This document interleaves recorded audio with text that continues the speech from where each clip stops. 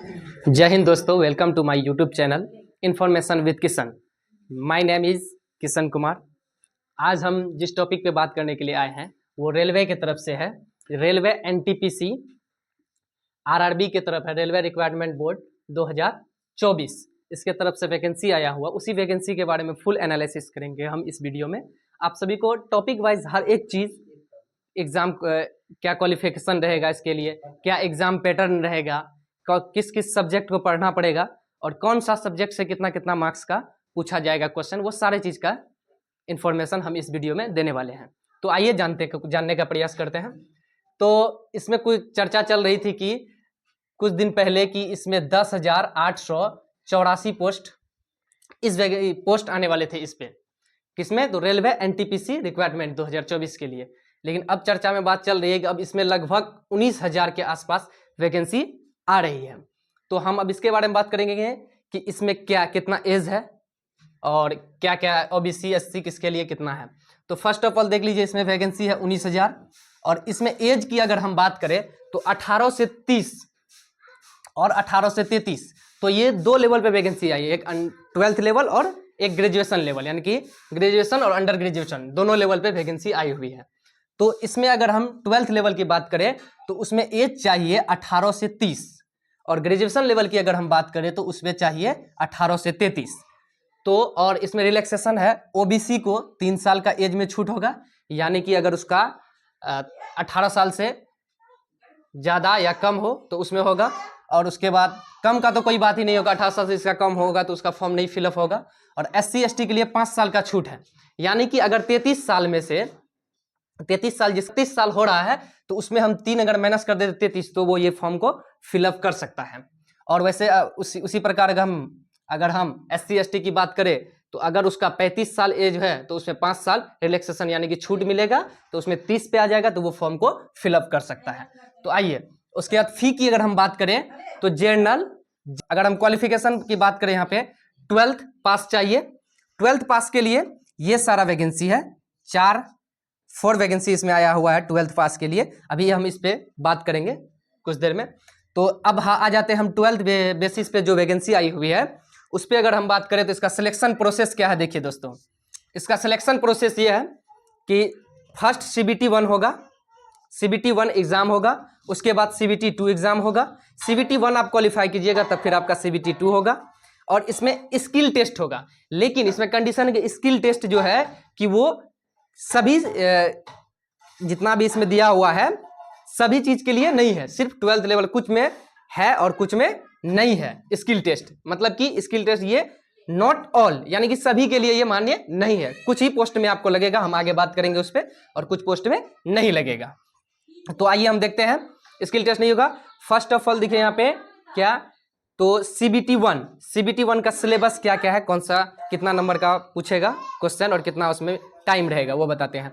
तो इसमें देख लीजिए मेरे दोस्तों कि 100 क्वेश्चन रहेगा आपका, फुल्ली 100 क्वेश्चन, और उसमें 100 मार्क्स रहेगा, यानी कि 100 क्वेश्चन 100 मार्क्स। और इसमें आपको टाइम दिया जाएगा दोस्तों 90 मिनट, यानी कि 90 मिनट आपको टाइम मिलेगा इस चीज के लिए।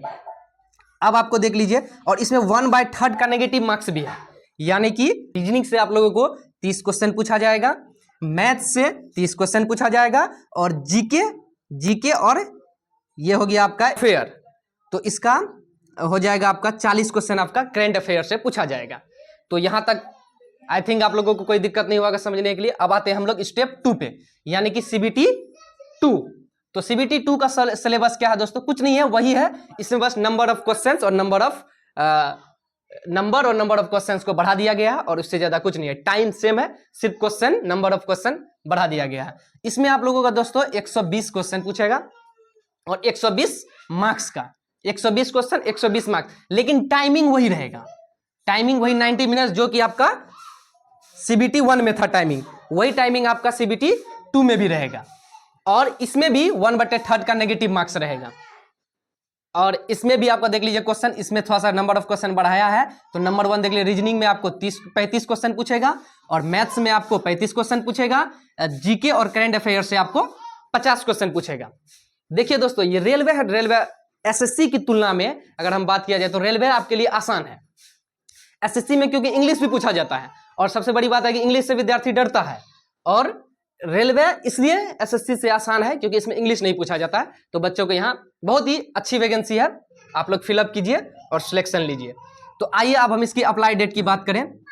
तो अगर हम इसकी अप्लाई डेट की बात करें, अगस्त से इसका अप्लाई शुरू है, सितंबर तक चलेगा, और इसमें एज 18 से 33 वर्ष, 12th के लिए जो 12th पास है उसके लिए 18 से 30 वर्ष, जो 12th पास है उसके लिए 18 से 30 वर्ष, और ग्रेजुएशन वालों के लिए 18 से 33 वर्ष तक एज चाहिए इसमें। और वही फी की अगर हम बात करें तो फी 500 रुपये, जनरल, ओबीसी और ईडब्ल्यूएस के लिए, एससी एसटी के लिए 250 रुपये। और अब इसका हम 12th बेसिस पे क्वालिफिकेशन की अगर हम बात करें तो यहाँ पे देखिए लिखा हुआ है क्वालिफिकेशन 12th पास, यानी कि 12th पास के लिए अभी हम जस्ट पीछे बोले थे कि बताएंगे आपको कि 12th पास पे कौन कौन सा वैकेंसी है। तो इसमें नंबर 1 है, देख लीजिए दोस्तों, क्लर्क कम टाइपिस्ट, क्लर्क कम टाइपिस्ट है फर्स्ट नंबर पे। 2 नंबर पे है कॉमर्शियल कम टाइपिस्ट क्लर्क, उसके बाद जूनियर क्लर्क कम टाइपिस्ट, और आपका ट्रेन क्लर्क। ये चारों पोस्ट है आपका 12th पास, यानी कि अंडर ग्रेजुएट है आपको ये चारों पोस्ट मिलेगा। और ये जो आपको यहाँ देख रहे हैं ग्रेजुएशन यानी स्नातक, ग्रेजुएशन वाले के लिए जो ये इसमें 5 पोस्ट है टोटल, 1 2 3 4 5।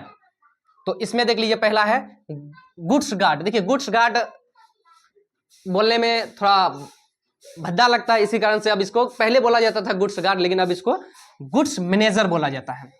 और यहाँ पे दूसरा में आपका आ गया स्टेशन मास्टर, जो कि बहुत अच्छा जॉब है।